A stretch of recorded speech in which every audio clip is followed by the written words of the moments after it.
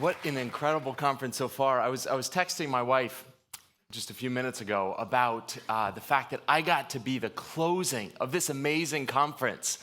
And not only that, I got to follow Cheryl. We love your chicken, Cheryl, in Lancaster, Pennsylvania, and so many others. But I was feeling totally intimidated to be up here in front of this incredible group. And my wife, in a way that only a loving wife can do, she said, "Peter, do you think they made a mistake in inviting you?" I love my wife. And I also love that I get to be here with all of you and to spend a few minutes talking together about a topic that has gripped my heart. And as you might have heard on the opening night, my day job is I work with Hope International. But broader than that, I'm excited about Christ-centered kingdom businesses all around the world. And I love what is happening in the businesses of all of you here. And I love that these same principles are what we get to try and live out around the world. But one of my growing convictions is that what brings us together is our Christ-centeredness. It's not just that this is another business conference. There are all sorts of business conferences. What brings us together is this belief that the gospel matters. And the gospel is at the very center of what we do and who we are. And yet my conviction as well is that very conviction that today is so clear, over time will go cloudy, and the vast majority of businesses, churches, and charities will no longer retain their Christ-centeredness in the next decade, let alone the next century. I've spent the last 2 years looking at this issue of mission drift, how organizations move away from their Christ-centered identity, and what we found was alarming. Mission drift is the natural course that every organization will go unless there are courageous leaders who do something to prevent it. We found mission drift in history. We found it in some interesting places. One of the early examples that we found of mission drift was this first picture. So anyone know who this individual is, this fine-looking gentleman from a few hundred years ago? We're going to give books away to anyone who gets the right answer. Just grab the one on your table. Who is this individual? Born in Turkey, 270 AD. We celebrate him every year. St. Nicholas, you win that book that's right in front of you. Well done. St. Nicholas. Now, what is St. Nicholas known as? He's the patron saint of Christmas, right? Father Christmas. And so every year we celebrate. And why is he the patron saint? Because he's known for his generosity, right? We know this story about the 3 purses that he was able to give away. You know what St. Nicholas is also known as? He's also the patron saint of pawn shops.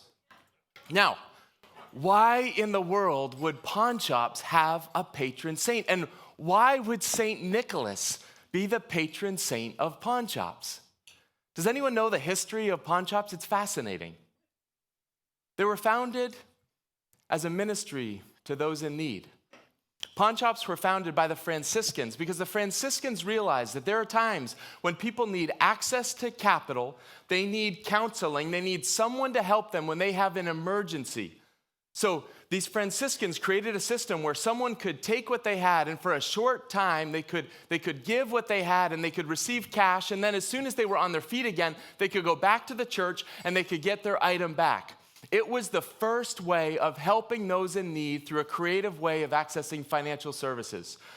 Today, pawn shops are not known for caring for those in need. And instead of meeting caring Franciscans, what you meet are people that are eager to take what you have and take advantage of your moment of desperation. But even in the very symbol of pawn shops, the 3 purses that you see as the very symbol of pawn shops is the symbol of St. Nicholas. And yet today, pawn shops have drifted from what they were created to do.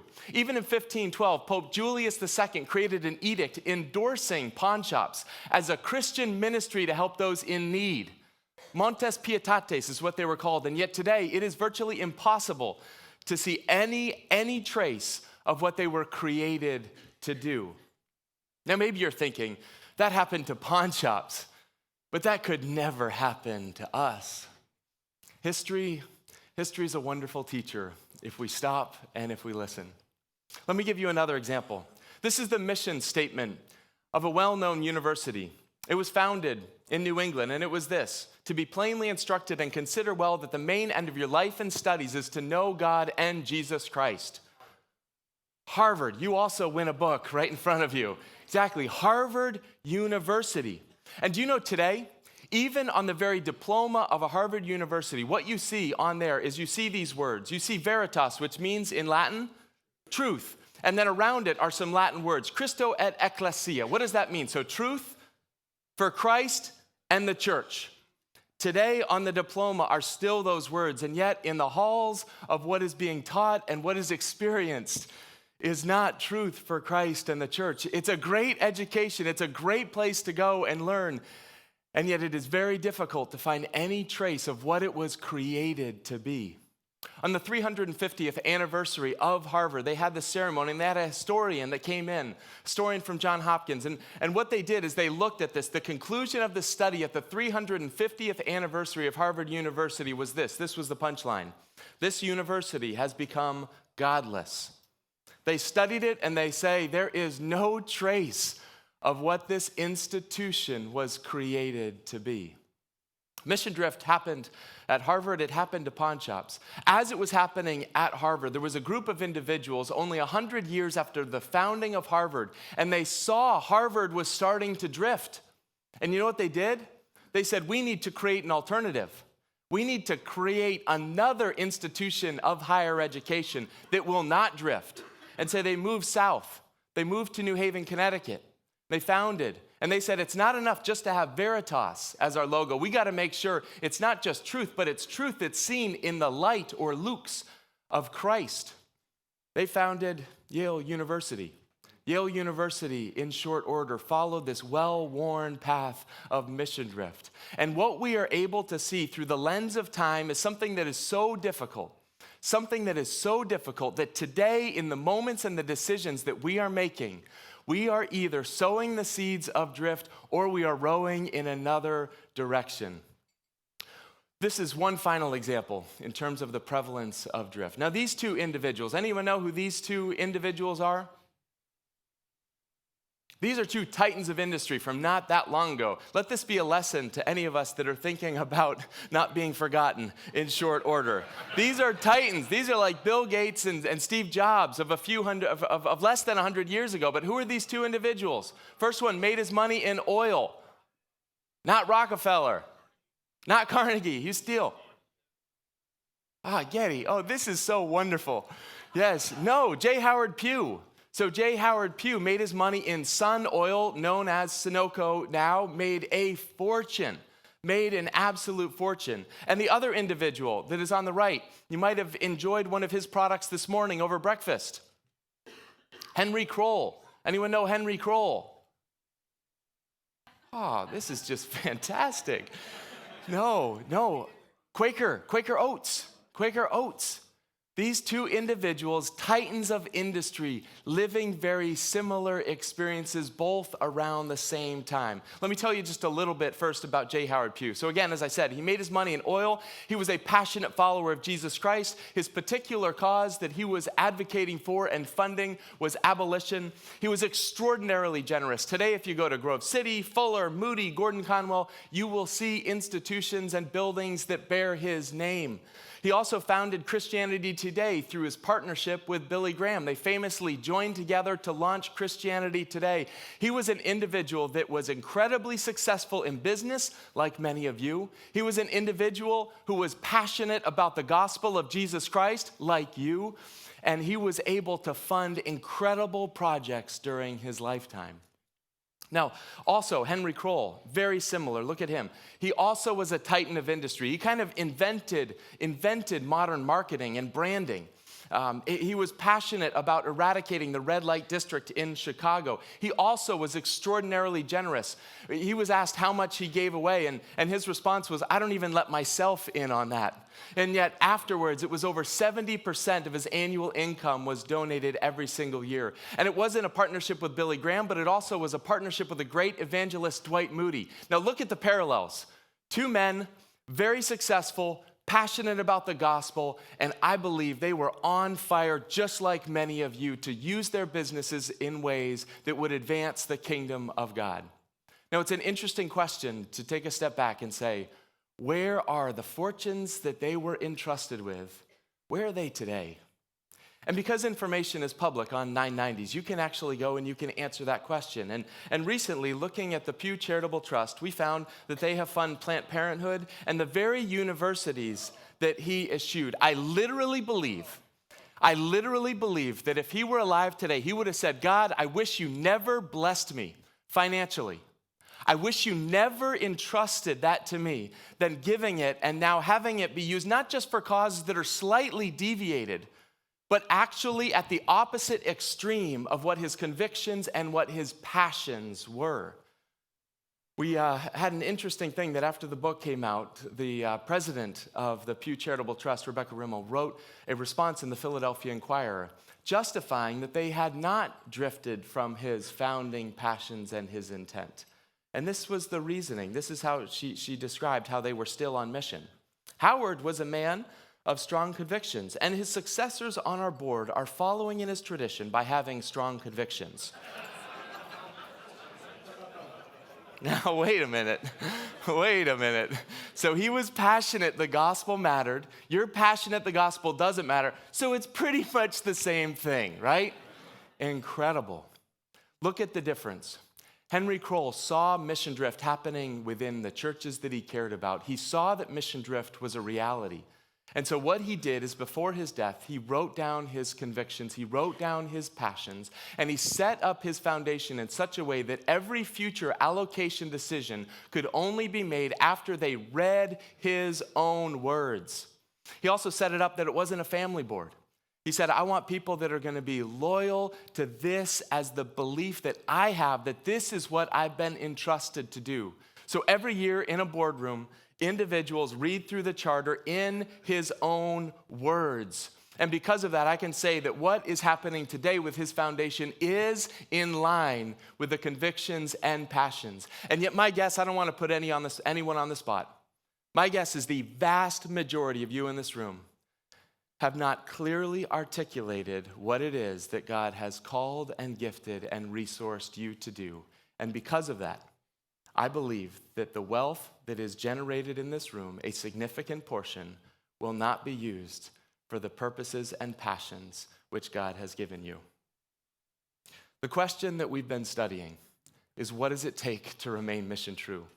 If we believe that there's no invincibility, if we believe that it happened to Harvard, it happened to payday lending, to pawn shops, I believe it can and it will happen if we do nothing to prevent it. We spent over 200 hours interviewing leaders following Jim Collins' methodology in Good to Great to identify organizations that have scaled, that have professionalized in the business, in the nonprofit, in the ministry sector, and asked a simple question: what did they do that was different than what other people did? What were the decisions, the courageous decisions that individuals made to remain mission true?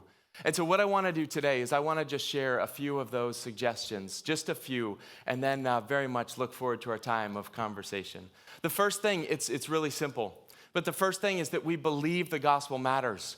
And we might take this for granted, but sometimes when something is so close to us, we forget that we have something special, and it's not just our courageous leadership. It's not just the businesses. The difference that we have is the hope of Jesus Christ, and that is what this world so desperately needs. Yes, we need jobs. Yes, we need creative ways of serving and impacting, but ultimately, we need the hope that is found exclusively in Jesus Christ. As Jesus said himself, you're the salt of the earth. But if salt has lost its taste, how can its saltiness be restored? You are the light of the world. A city on a hill cannot be hidden. It's interesting. If you listen in culture, you will hear individuals looking for something more.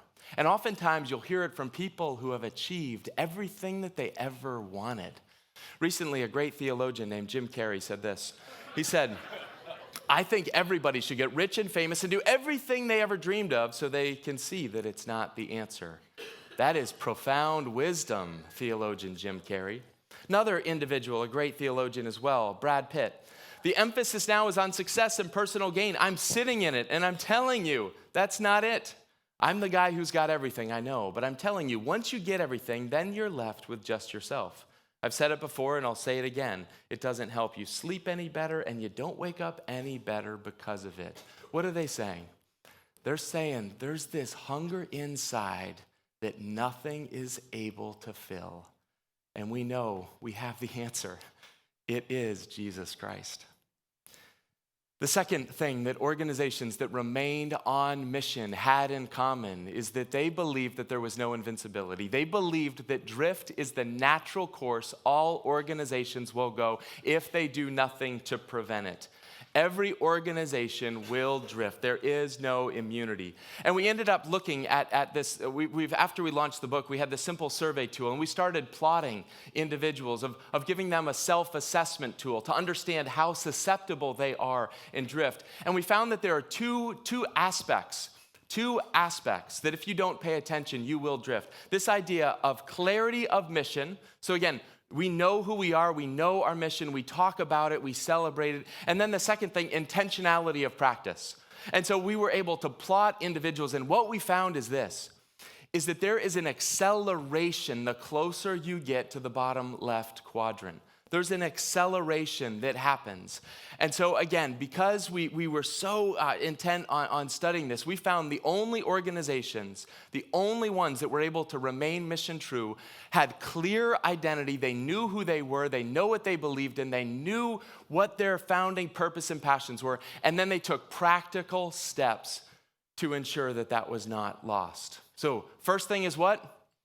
Believe the gospel matters. The second thing, believe drift happens. The next 5 that I want to go through very quickly are some practical equipping. But again, they start from this core conviction that our gospel matters and that we're not inevitable. Third thing, organizations that remain mission true understood how to differentiate their mission from their means. Now, after we published it, we had one friend who came to us and said, Peter, I don't even want to read this book because I know my board is just going to use this as an excuse to never change. It's going to be everything that we bring up, every new initiative. They're going to cling the bell of mission drift. And so it's going to stop our progress. It's going to stop our creativity. And what we found, though, is that mission-true organizations, they did change and they did adapt. And the conditions with which we work and serve, those are going to continue to change. But mission-true organizations knew there are some things that are at the very center of who they are. And those are the things, a very small number of things that they said, we're never going to change about these core issues. And everything else is up for grabs. So an interesting example, Young Life as an example. Young Life was an organization that initially, to reach youth, organized barbershop quartets outreaches in schools. Now, how many people love barbershop quartets? I do. My guess, though, is if that was the only thing that they were doing to reach today's youth, they might not have a flourishing ministry. But what did they say? They said barbershop quartets are not our mission. That is a means by which we establish relationships and enter into long-term friendships with kids. Conversely, the Y. The Y was founded by who? George Williams, and it was stood for Young Men's Christian Association, and it was founded to be an outreach to displaced youth on the streets of London. If you go to Westminster Abbey today, you will see the Apostle Peter and Paul, and you'll see all of these great stained glass windows. And then you'll see a stained glass window to the YMCA. And kind of like one of these things isn't like the other. I grew up going to the Y. It's a great place to have a workout. It's not a great place to go learn about Jesus. And yet it was created as an outreach on the streets of London so that individuals would know about Jesus Christ. Entering into relationships with youth sounds very similar to Young Life.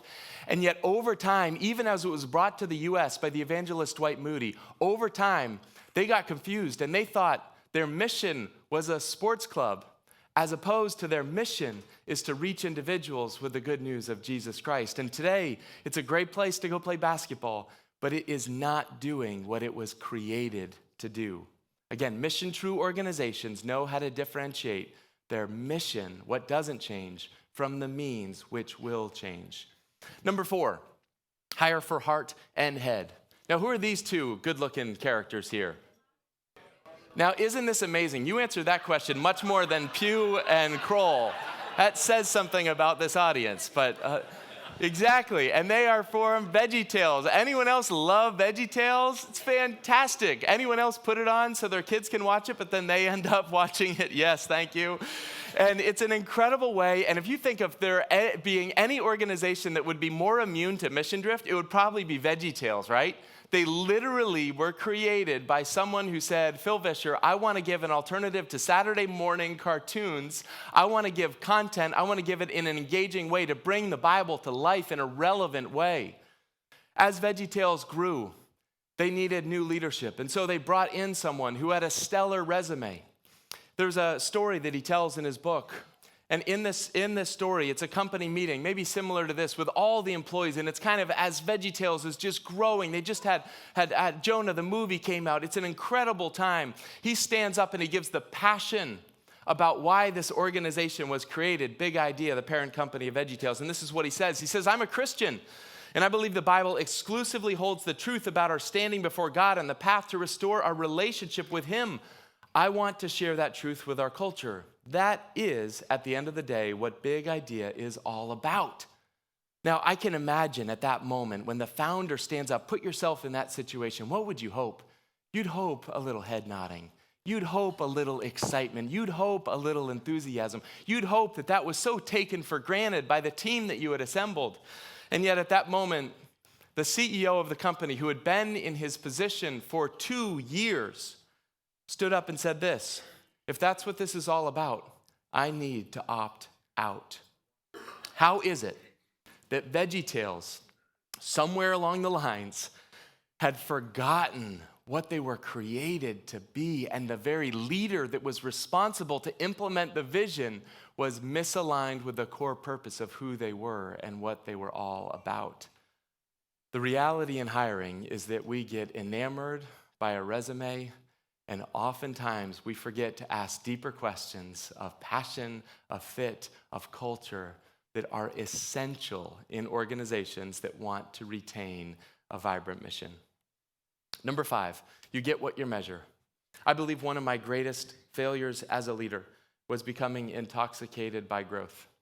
It was a time at Hope, we do Christ-centered microfinance around the world. It was a time after Muhammad Yunus had won the Nobel Peace Prize for this tool.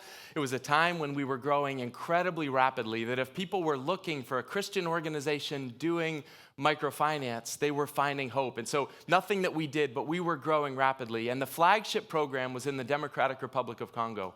We were showing that we could use this tool to bring lasting hope and economic development to the world's most broken country at that time. We were given an award by the World Bank, a Pro-Poor Innovation Award. And as I was in Washington, D.C., accepting this award and giving a lecture about how we had figured out how to do Christ-centered microfinance in a post-conflict country, little did I know that there was decay in 2 of the 3 branches where we were operating. Little did I know that in the next 2 months, we were going to have to lay off 100 staff members. Little did I know that as much as I loved all of those graphs that were up in the right, they were all going to be down and to the right in very, very short order. And looking back at that time, I believe that I measured our success, and I believe I got a great deal of my own meaning from whether or not we were growing, whether or not we were serving people, and looking number of people served and total amount of budget that we had as a way to measure our success. I no longer want to repeat that lesson, and I believe that mission-true organizations focus on a broader set of indicators that don't lead with growth, they lead with health.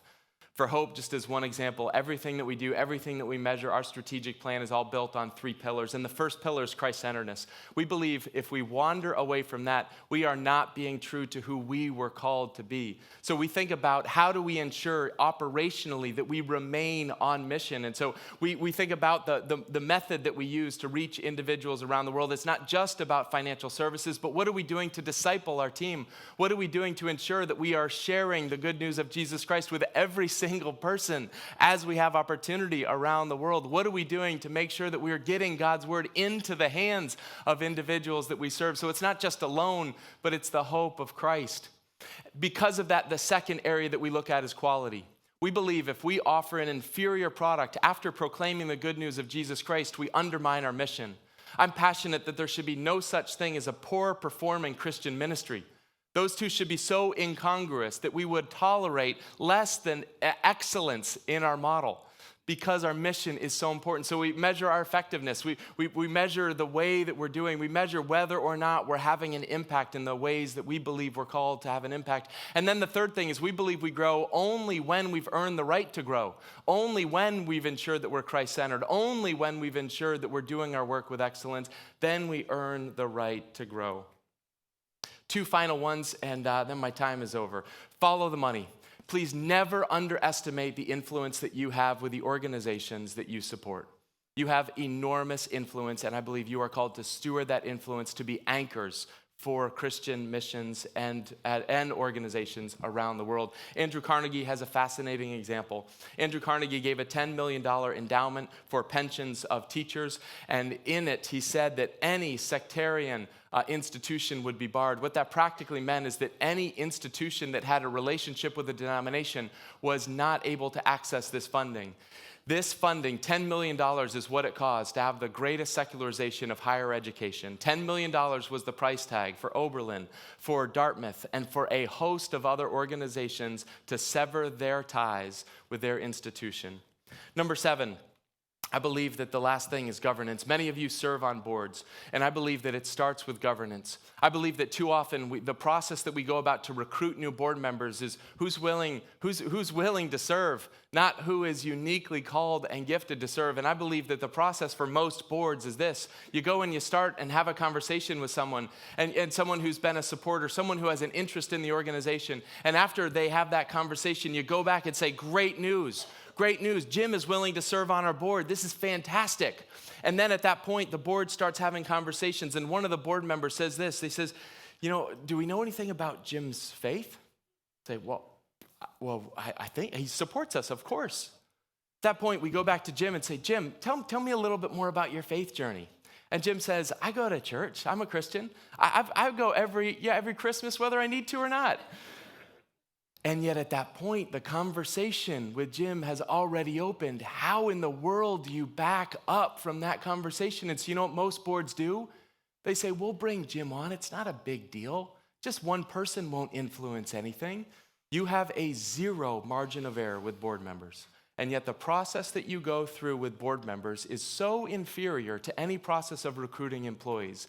And I believe that oftentimes is the cause of drift because we are not actively looking and cultivating and ensuring that the people that are the guardians of the mission actually believe in the mission. Last thing that I want to share is just a verse from Proverbs chapter 4. It says this, let your eyes look straight ahead.